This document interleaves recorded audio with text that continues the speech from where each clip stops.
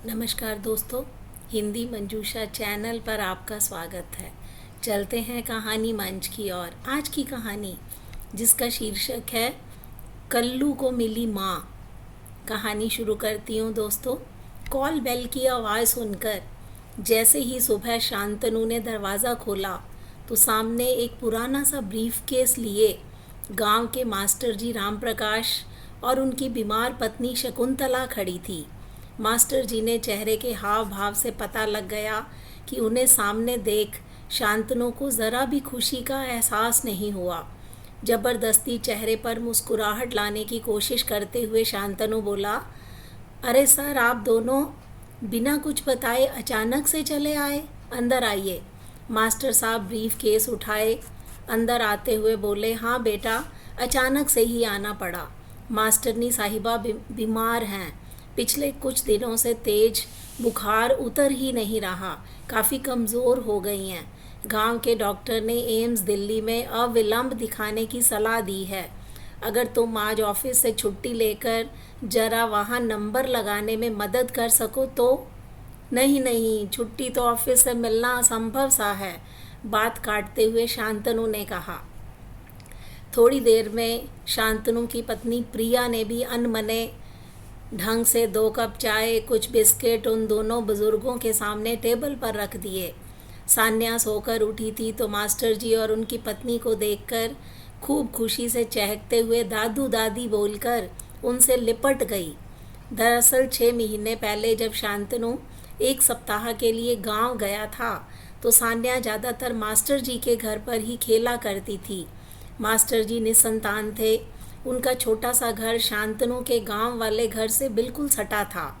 बूढ़े मास्टर साहब खूब सान्या के साथ खेलते। मास्टरनी शकुंतला साहिबा बूढ़ी होने के बावजूद दिन भर कुछ ना कुछ बनाकर सान्या को खिलाती रहती। बच्चे के साथ वो दोनों बच्चे बन गए थे। गांव से दिल्ली वापस लौटते वक्त सान्या खूब रोई। उसके अपने दादा दादी तो थे नहीं, मास्टर और मास्टरनी जी में ही सान्या दादा दादी देखती थी। जाते वक्त शांतनु ने घर का पता देते हुए कहा, कभी भी दिल्ली आएँ तो हमारे घर ज़रूर आएँ, बहुत अच्छा लगेगा। दोनों बुज़ुर्गों की आंखों से सान्या को जाते आंसू गिर रहे थे, जी भर भर कर आशीर्वाद दे रहे थे। कुल्ला करने जैसे ही मास्टर जी वाश बेसिन के पास आए तो प्रिया की आवाज़ सुनाई दी, क्या ज़रूरत थी तुम्हें इनको अपना पता देने की? दोपहर को मेरी सहेलियां आती हैं, उन्हें क्या जवाब दूंगी?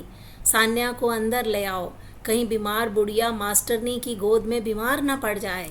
शांतनु ने कहा, मुझे क्या पता था कि सच में आ जाएंगे। रुको, किसी तरह इन्हें यहाँ से टरकाता हूँ। दोनों बुजुर्ग यात्रा से थके हारे भूखे आए थे।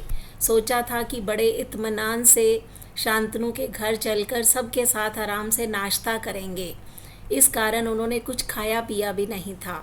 आखिर बचपन में कितनी बार शांतनु ने भी हमारे घर का खाना खाया था।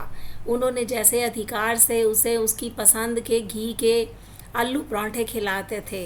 इतना बड़ा आदमी बन जाने के बाद शांतनु उन्हें वैसे ही पराठे खिलाएगा। सान्या मम्मी की तेज़ आवाज़ सुनकर डरते हुए अंदर कमरे में चली गई। थोड़ी देर बाद जैसे ही शांतनु हाल में मिलने आया तो देखा चाय बिस्किट वैसे ही पड़े हैं और वो दोनों जा चुके हैं। पहली बार दिल्ली आए दोनों बुज़ुर्ग किसी तरह टैक्सी से एम्स पहुँचे। भारी भीड़ के बीच थोड़ा सुस्ताने एक जगह ज़मीन पर बैठ गए। तभी उनके पास एक काला सा आदमी आया। उनके गांव का नाम बताते हुए पूछा, आप मास्टर जी और मास्टरनी जी हैं ना? मुझे नहीं पहचाना? मैं कल्लू हूँ, आपने मुझे पढ़ाया था। मास्टर जी को याद आया, ये बटेसर हरिजन का लड़का कल्लू है। बटेसर नाली और मैला साफ करने का काम करता था।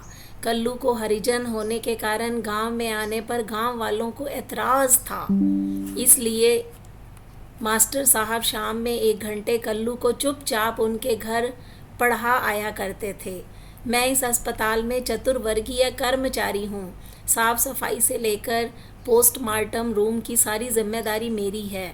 फिर तुरंत उनका ब्रीफ केस सर पर उठाकर अपने एक रूम वाले छोटे से क्वार्टर में ले गया। रास्ते में अपने साथ काम करने वाले लोगों को खुशी खुशी बता रहा था कि मेरे रिश्तेदार आए हैं, मैं इन्हें घर पहुंचाकर अभी आता हूं। घर पहुंचते ही पत्नी को सारी बात बताई। पत्नी ने भी खुशी खुशी तुरंत दोनों के पैर छुए। फिर सब मिलकर एक साथ गर्मा गर्म नाश्ता किए। फिर कल्लू की छोटी सी बेटी बुजुर्गों के साथ खेलने लगी। कल्लू बोला, आप लोग आराम करें, आज मैं जो कुछ भी हूँ आपकी बदौलत हूँ। फिर कल्लू अस्पताल में नंबर लगवा आया।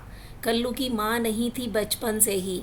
मास्टरनी साहब का नंबर आते ही कल्लू हाथ जोड़कर डॉक्टर से बोला, जरा अच्छे से इनका इलाज करना डॉक्टर साहब, ये मेरी बूढ़ी माई है। सुनकर बूढ़ी माई ने आशीर्वाद की झड़ियाँ लगाते हुए अपने कांपते हाथ कल्लू के सर पर रख दिए। ये बांझ औरत आज सचमुच माँ बन गई थी। उसे आज बेटा मिल गया था। उस बिन माँ के कल्लू को भी आज माँ मिल गई। ये थी कहानी दोस्तों, कल्लू को मिली माँ। ये कहानी आपको कैसी लगी, इस पर अपनी प्रतिक्रिया दीजिए। हिंदी मंजूषा चैनल को सब्सक्राइब कीजिए। मिलते हैं अगली वीडियो में, तब तक के लिए नमस्कार।